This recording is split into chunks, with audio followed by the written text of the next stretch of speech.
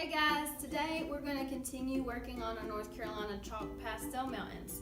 We've been talking about how North Carolina has 3 regions, and last week we used a stencil that we made to create our own set of mountains. So we said we were going to do a layer of green, a layer of blue, and a layer of purple. And we were able to pretty much accomplish that. Some people need to go back and work on their purple and make sure they get it done today. After that, we are going to work on making a sky for our landscape. So there's a lot of options with this. I'm not going to limit you so much. I'm going to let you decide. Think about some skies, like the sky today is pretty blue outside, but if you're talking about a sunset or a sunrise, you might have some oranges and reds in there. You might even have pinks and purples. I just wouldn't make it too close to the purples you see down here. That's why I used oranges and reds in mine. So it's up to you what you end up deciding to do. So let's talk about how to make a sky for our background. So before I even start, I might try to go in and erase some of this extra chalk.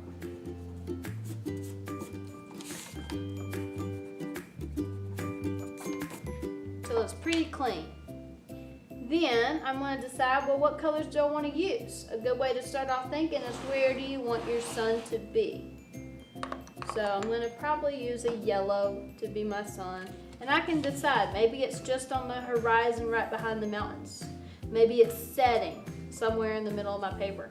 Maybe it's up in the sky. I just don't want to see anybody put a little sun, just half a little sun up here in the corner though. I want to see, if you draw a sun, unless it's on your horizon line, I should see the full circle of your sun. So I'm going to draw my sun right here as if it was a sunrise. Okay, I've got my sun.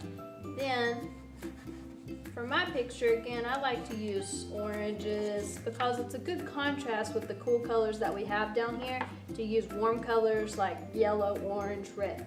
So I might choose like an orange, and I'm just lightly going to color around that.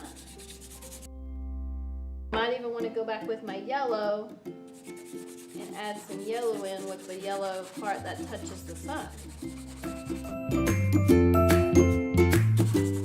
Almost like I'm creating semicircles around my sun, because the sun radiates heat, so it's radiating this color.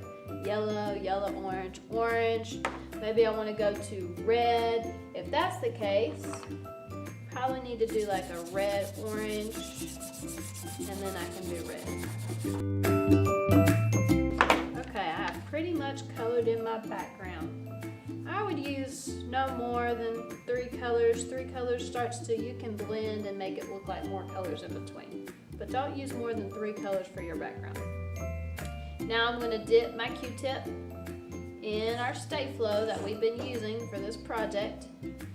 Last week we used it to keep our chalk down on our mountains after we used the stencil. This week we're going to use it to keep our chalk down in our sky, on our landscape. And it's really going to help you this week to blend those colors. It's really like you're painting in the sky. I like to use a circular motion instead of just lines, and this time I want you to take your time and color all this in. Try to blend that chalk in so it looks like a painting.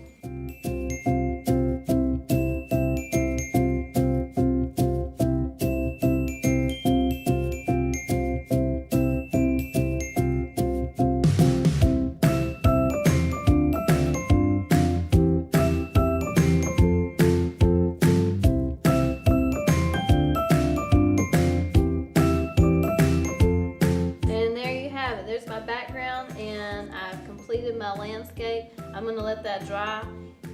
Make sure that when you're using your chalk pastel, again, I used it lightly, and then I really tried to blend with my Q-tips. I only had to use about 2 Q-tips in order to complete my background. And there you have it. There's your landscape of your Blue Ridge Mountains.